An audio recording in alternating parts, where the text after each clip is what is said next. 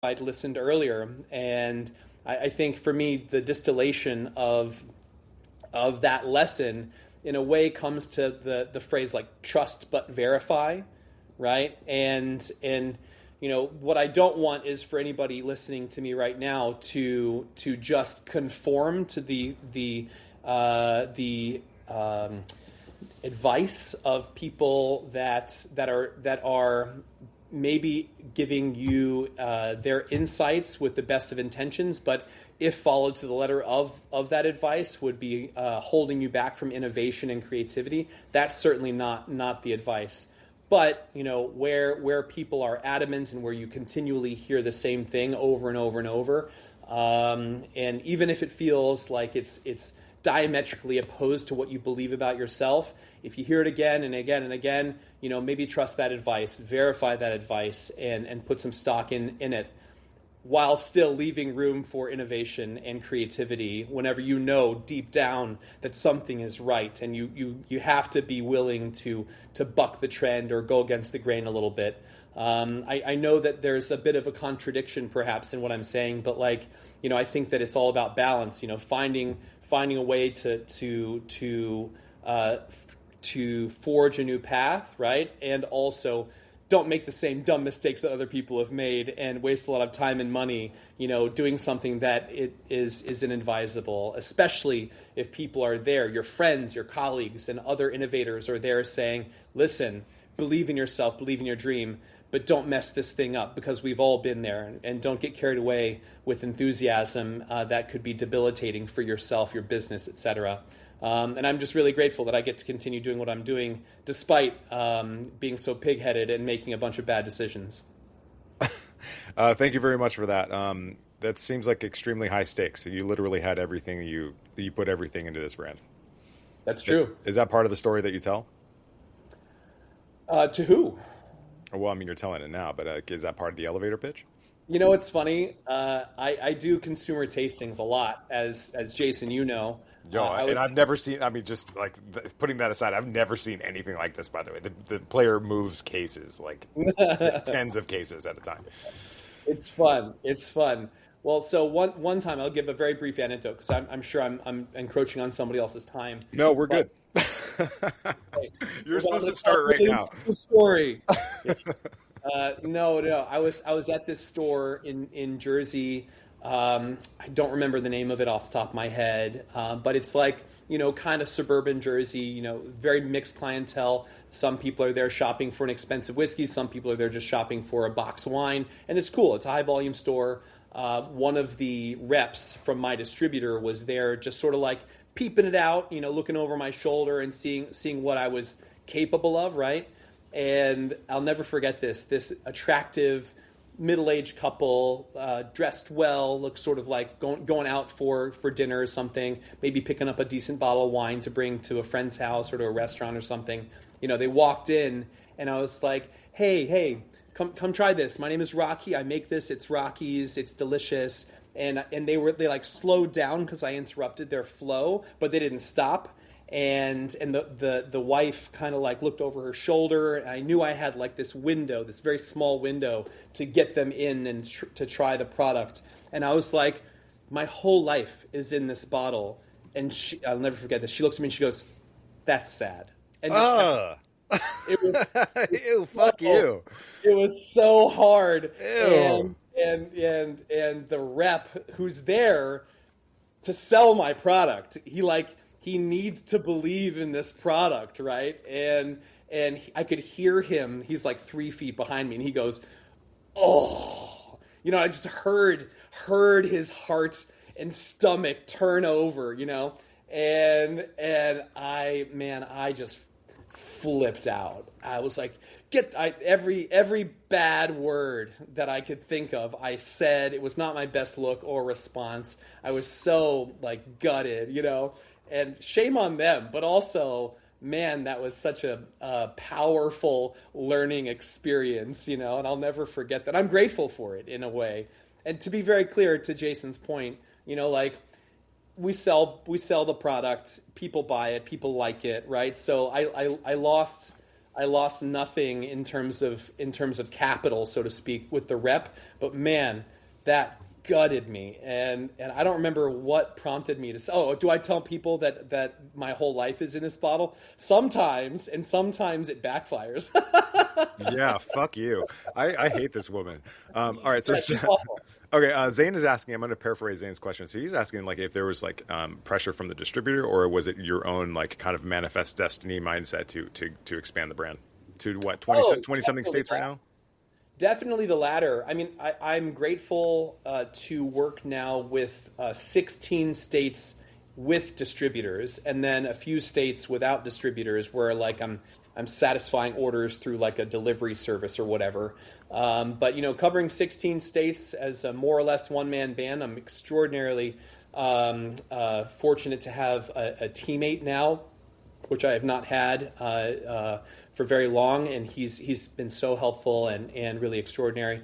But man, you got to have the fire, right? And that's the benefit, the good side, I guess, of having that pig-headed, confidence and optimism, that is largely born out of ignorance in many cases, is that you're just like, this is what we need to do. We got to move the boxes. We got to move the balls. We got to talk to the people. We got to talk to Alex Strange about what's on the spring menu. We got to talk to whatever. We have to do this, because if you don't have those conversations, then you fail. Then you die, right? And I'm constantly having phone calls and conversations with distributors, and I walk in the room for the first time meeting these people that have met thousands of suppliers, and I'm like, now is when I can say this is going to be different, because I care about it, and I will be here to support it.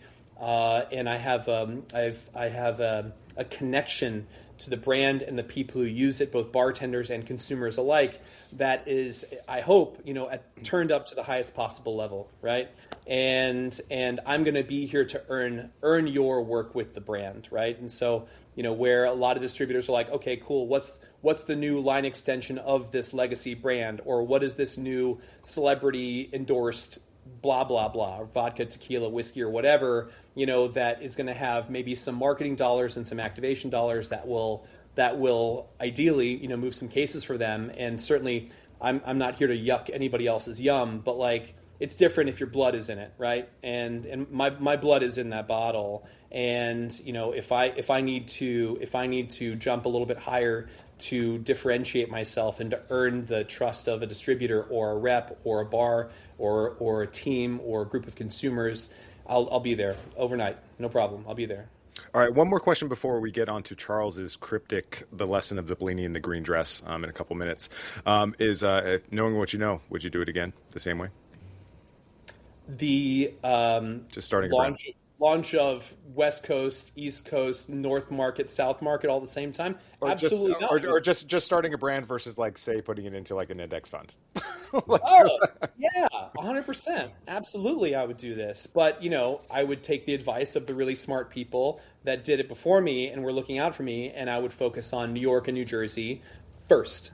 And then I would start to extend down the East Coast organically, and meet Rob, and then meet Ben, and find my friends along the way, as opposed to trying to overextend myself and banking on being a much more interesting and well-known person than I definitely am. I'm certainly not an interesting or well-known person anywhere except for the 6 people I see on this screen, right? Yeah, so, I wasn't going to say anything, but totally true. Yeah, no, like you guys are my friends. Nobody else knows or cares about who I am, and that's fine. But I think people who want to start a brand, focus on those who already know and love you, and then earn the trust, love, respect of others, and do it organically and incrementally. There's no need to try to spread yourself too thin. I think that's a mistake. Okay, well, thank you so much for sharing this heartbreaking story of starting a brand with everything you got. And that lady, wow, brutal. Okay, so Ben and Alex Strange, activate. We have a target. Okay, next up is I remember seeing Charles shake for the first time at, what was it, the Blue Owl? Something like that. That was like 150 years ago. And then for some reason, I remember I remember like wanting to be cool, and like Charles like knew everybody and was like awesome, and like I really looked up to Charles, and he asked me one time to help him with a barrel. Yeah, yeah, yeah, And so, yeah. so we went somewhere and picked up some barrel, and like literally like a big like Soho, I think it was at it, some event space. Yeah. yeah. And I remember like they were just going to throw it away, and I remember like rolling this Wild Turkey barrel with Barrel. I still Charles have it. across like Canal Street or, or something like that. I was thinking, And you looked at me in the middle of this. You were so excited to do it at first, and and to help me out, which I obviously really appreciated. And we're rolling this down the street, and it was like busy. It was the middle of the day, yeah. and you looked at me, and all of the enthusiasm had drained out of your body. And you looked at me, and you're like, "This is the most fucked up thing. Like, I why remember are we being doing?" like, how bad do you want this thing? He was ready to just like roll it down the street and just forget about it. But credit to you for like kind of seeing it through to the end, and we got it to wherever I put it. I think I had a kind of a studio Your space to studio, paint yeah. in the East Village, and I kept it there. And it took me forever to realize it was taking up a lot of space, and then to realize, you can just take the barrel apart because the staves are useful on their own. Yeah, but So without now it's in glue, a that's not the hard part. With no glue and no nails, and it's the hard part is putting it back together. yeah, and I don't expect to ever do that. I probably will just wind up throwing it away. But yeah, Don't say that to me. I don't want to hear that. That lives forever in your home. Okay, we Okay, earned I'll it. just keep one stave. How about that? It'll like All right. add a nice aroma to my apartment, or to Okay. wherever I live. All right. But Well, anyway, yeah, well, thank you so much we're for doing kind of this. ahead of schedule here. So Yeah, I so like just we're a little ahead of schedule. We're about 15 minutes or 10 minutes ahead of schedule, and so Matt Freelander's talk is recorded because he's got his kids right now. So or he's got okay, his kid right now. So we'll probably everybody that we need is here except for Sean Sewell. So we'll probably just push through, and just go straight through. And hmm and then Hey, Jason, really everybody's quickly, can watching. I say You're one gonna thing? you're gonna like what's up? So when you guys are talking about wild turkey in the barrel, the cornhole, wild turkey cornhole that you gave me made it down to North Carolina and is now in that 3-bedroom, 2-bath house that my GM was living in. It's now an Airbnb and it lives there. hmm the Did barrel. I give you this? I don't remember. You're not talking about me. I You don't gave, remember. you were moving apartments and you gave me a wild turkey cornhole. You had it out on your patio. Oh, well, it's something that I'll never forget, and you're welcome. I don't remember this at all. I think you might be talking about like something that we took on from like Run-Amok or something. It Okay. was Cool. years ago. Okay. All right, Joe. We'll make sure that Leo gets this barrel, or not. I don't know. He's gonna have to go Somebody. get it probably. Okay. Well, without further ado, please welcome Charles Hardwick, the owner and founder of Drinkmark, one of the most creative people that I've ever met, and a fascinating read on Facebook. The stuff that he puts out there is really insightful and thoughtful, and highly recommended. Thanks. Charles, take it away. Thank you. Thanks. Just want to echo what a bunch of other people have said on the panel already, and really amplify Eamon's kind words towards everyone. It's just always delightful to see one another and kind of share stories and learn from one another, whether it be in person or in a remote environment like this. One thing I wanted to say to kind of like transition from Eamon's telling of Rocky's punch was, when I started to work at Bettany, I really didn't intend to work there, not because of anything about him or about the place, but it was just such an unknown, and I was kind of scrambling for work. And it wound up, happening really in large amount to just the concept and Eamon's charisma and his vision for the place, as well as the chef Bryce Schumann. But he had this idea for milk punch, and he kept talking about it. He almost would not stop talking about it. And I was thinking about like Alatoirs and like a milky milk punch, and like, I don't know, Midtown, is that gonna fly? And no, he's like, I mean, a clarified milk punch. And I was like, oh. And it became this thing. This is 2012. 2006. Okay, yeah. Wait, that's 2000, five fingers. You've yeah. got five fingers on one hand. You can just do like that. It's reversed. I'm just saying. Um, I got it. But anyway, so it really kind of, as far as I know anyway, it really, that seed was planted back then. So, I just wanted to kind of tie that together in terms of our own mutually shared history and just where that vision started. As far as my story about like learning from mistakes, or as in my former corporate job, we would call them, during my reviews, we would call them growth opportunities. They're not mistakes. You're not doing anything wrong. It's an opportunity for growth. As Jason mentioned, I used to have a bar in the East Village called Blue Owl, and it opened in 2006.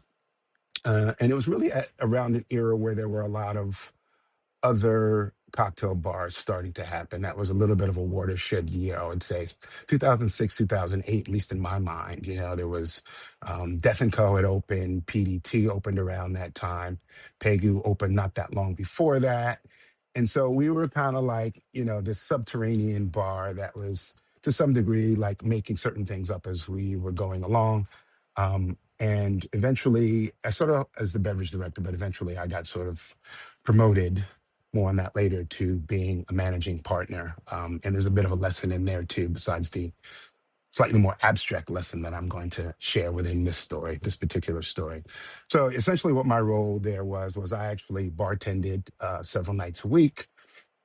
I made the cocktail menu, I trained the staff, and just provided the overall cocktail vision for the place. We had a little bit of food, but it was mainly a cocktail bar. Did a lot of infusions. That was kind of like a big thing at the time, and started with some classics and then evolved into things that were slightly more innovative. With all that said, ultimately it was a neighborhood bar. It was my neighborhood. It still is my neighborhood in the East Village. And, it would change throughout the night. At the beginning, it would become a cocktail bar. In the middle, it would start to become really high volume, far less cocktails. And then we closed around 2 usually. Towards the end, cocktails would start to kind of pick up again. Also in the neighborhood, I had this old friend, a person that I had known for a long time.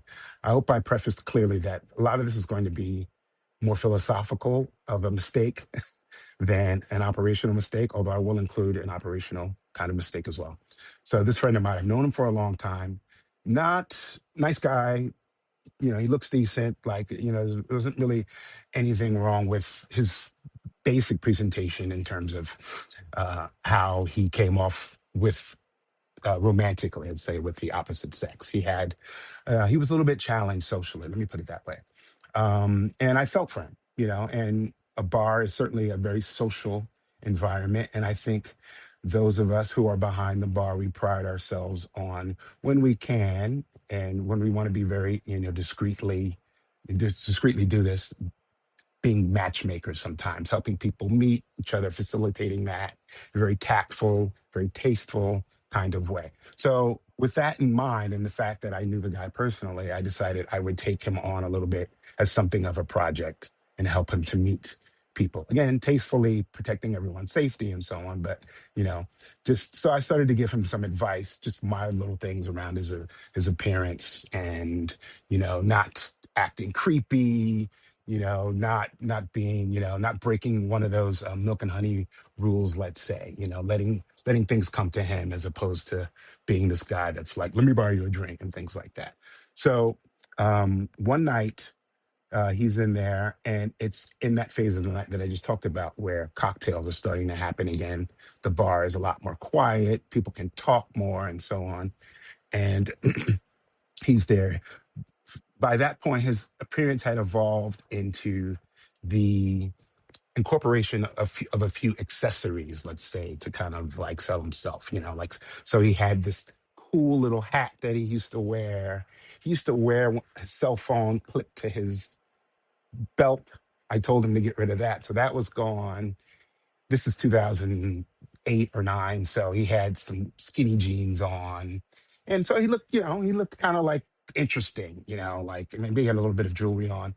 So he's in there and we're chatting and he's sipping on whatever he's sipping on. And this whole group of people come in, about 8 to 10 people, and they order their drinks. And with them was this young woman, very nice looking, very well presented, and a very snug, but still tasteful green dress that was off one shoulder and a little bit on the shorter side.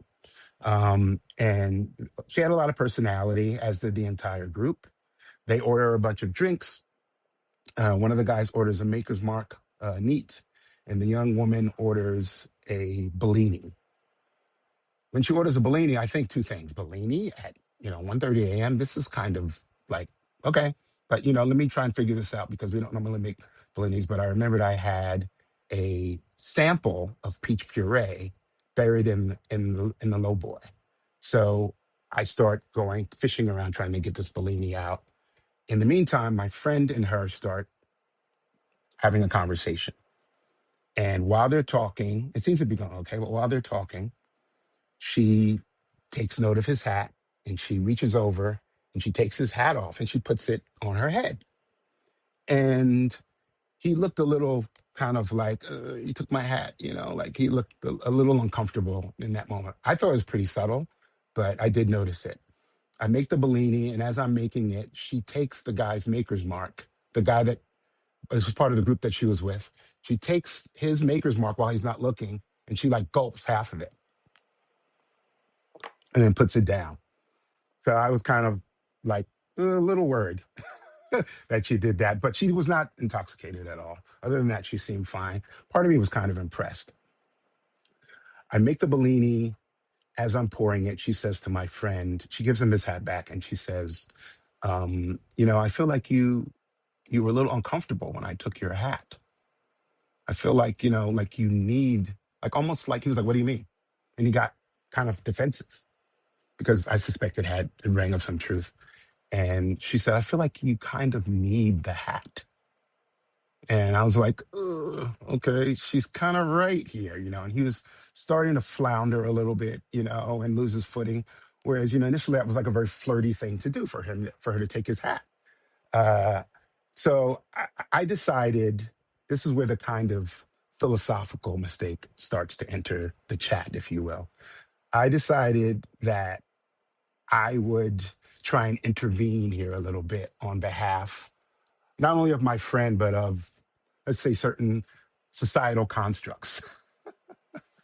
So, I sort of like mildly objected to her characterization of him needing an article of clothing to feel confident, because that's essentially what she was saying. Also, by the way, you're very lucky that I tell long stories because everything's going to be right back on schedule by the time I'm done telling the story. So, so I say, come on, like, are we going to really talk about, people needing articles of clothing here? By the way, she had a pair of wedges on that were really like complimented her dress really nicely and her, overall presentation. So she said, what are you talking about? Like, and I said, well, I mean, you, for example, and just in general, when women go out and there are things that are accessories that I don't want to say that they need them, but they certainly like amplify things, like, and they make things look better. They make people more interested. And you could say that that's kind of needing something, right? And she's like, I still don't know what you mean. And I said, well, look, like that dress you have on there. And she looks at me and she says, this dress? And I go, yeah. And she takes a step back from the bar and she rips the dress off completely. And she's standing there in a pair of wedges and a thong, topless. There's me, there's my friend David, and then there's our very inscrutable barback named May, who was trying to close the place down. All of our jars hit the floor at this woman's boldness, but also at her kind of argumentative skills. It wasn't just tell, it was show and tell. And I was really one of a rare time, for anyone who knows me, kind of rendered speechless. And all I could do was pretty much sputter something along the lines of, well, your move, I mean, you pretty much, or my move really, you kind of got this one, and then she stood there for, seemed like 5 minutes and said, after she whipped the dress off, she said, I don't need this dress. And I was like, I guess you don't need the dress. She puts the dress back on. Needless to say, I comped her drink. I find out a little bit later, as I'm talking to her more, that I don't know if this is true, but I kind of believe it, that she was the either granddaughter or great granddaughter. I guess this is 100 years or roughly 100 years. So probably great granddaughter of F. Scott Fitzgerald. That F. Scott Fitzgerald of, The Great Gatsby and Last Tycoon, notorious drinker too, by the way, which she seemed to have inherited that trait. Although, as I say, she was not drunk, excuse me, when she did what she did. Um, so I ended the night learning a very valuable and important lesson about, which I thought I already knew, about the boundaries of the bar and about when to get involved in how things play out, even with your friends, but when to get and when not to get involved when it's two people flirting, and two people, carrying on, let the chips fall where they may, as long as everyone is remaining safe, everyone feels safe. And, even if it's someone that you're trying to help, sometimes you need to let them fall on their face a little bit. And that's sometimes the best and often the best lesson. The other sort of more operational mistake, if you will, a growth opportunity mistake, was again this particular bar. I was made, in quotes, a partner, a managing partner, but that, as many of us have found out in some occasions, sweat equity, Yeah, it doesn't paper mean equity, yeah, anything. It means doesn't mean, yeah, nothing. it doesn't mean shit. It's really just this. The real operational part of that is sweat. The Yeah, equity raise your hand if is, you've ever had a deal like that where somebody was just like, in lieu of payment, we're going to give you a couple points on the back end. yeah, yeah, I, yeah. The I points are still have really never. I still have a promissory note that just means nothing. Yeah, it means nothing. Now, in terms of like the actual, it turned out to be a bit of a blessing in disguise because ultimately, after I left it, the bar really went under, and it turns out that they were not paying. And I really have no issues with, like I've already named names. It doesn't matter because this is really a lesson in here. It's not about slagging people off or entities off, but they were not paying sales tax for years, so they were on the hook for hundreds of thousands of dollars. I did not know about this. And if I had been on an operating agreement, I would have been on the hook for some of that money. And I just found this out because the people who took over the bar, who bought it, wanted me to consult on the bar. It didn't wind up happening, but they shared that with me. And I was like flabbergasted. So a few different lessons in there, and I just wanted to maybe like sort of have a little bit of a kaleidoscopic, multifaceted story to share, for which you all and all the people attending can draw whatever wish. But those are the two or three lessons that I drew from the experience. Okay, so this is in like the mid 2000s, like the early aughts, Yeah, like this is early. like 2008, 2009. Yeah, it's so funny because I have a similar story, and your story sparks so many other memories of that I have at this time. But it's like if you look at then versus now, I mean, we were fucking derelicts. We were running around wasted, going to people's bars all day, every single day. And Yeah. I worked like I worked 3 shifts and made enough to pay rent in my dodgy little Bushwick apartment. And it was fine. Like I spent 4 days doing nothing Yeah. meaningful, and it was rad. But Somebody just put something exactly saying that on Instagram. I want to that send it to post, you. the bartender CEO, Yeah. I know what you're talking about. Yeah, yeah, yeah. Oh, is that who it is? Yeah. Yeah. But he was talking about 2016, and I was like, you should have seen 2006, Okay, 2007. It was a wild, I man. mean, I'll just throw it out there. Like we would mid shift, we would take our tips and then go buy drugs and then come in and finish our shift. It was like insane. It was insane. We were just like dirtbags. Why is Rob not laughing? So like, I mean, this is like the Randolph. This is like the Randolph. So Yeah, and of like course it is. and like You didn't have to say that.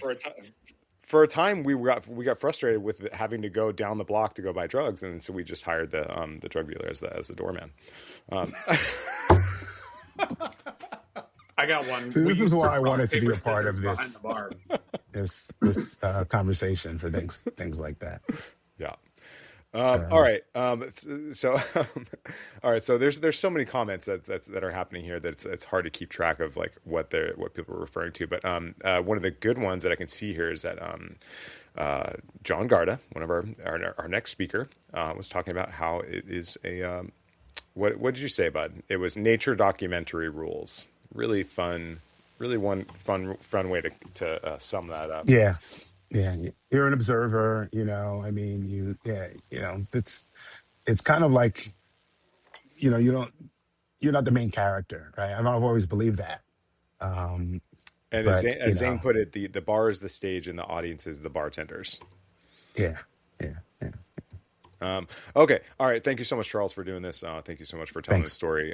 Fascinating. It just really like 100% brought me. That was like a fucking time machine for me. Because I remember having those deals where somebody was just like, here, this is what this is an Excel sheet and it's on a computer and here's how we do the numbers. And they just like completely like astonished me with how it calculated things and said that this is what you get paid in 5 years. Of course, none of that materialized. All right, so now would be the time that we would have Matt Friedlander doing his talk. He has pre-recorded his thing. You're going to get an email about this, and I encourage you to go check it out. It's a really funny story. But because Matt has 100 kids, I know it's not just one kid. I know it's one kid, but one is plenty. But yeah, go check out his talk. You're going to get a link in your email if you haven't already. But we're going to move straight on to John Garda, and then we're going to close the night out with Sean Sewell. So Garda, all right. So the most handsome person in bartending for sure, and certainly the largest. But we go way back. We've worked on many projects together, doing financial literacy seminars. Like I knew what I was talking about. Like I was just kind of hanging out next to him because he actually knew what he was talking about.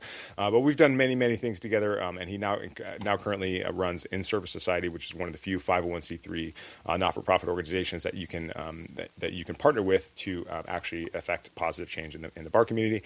With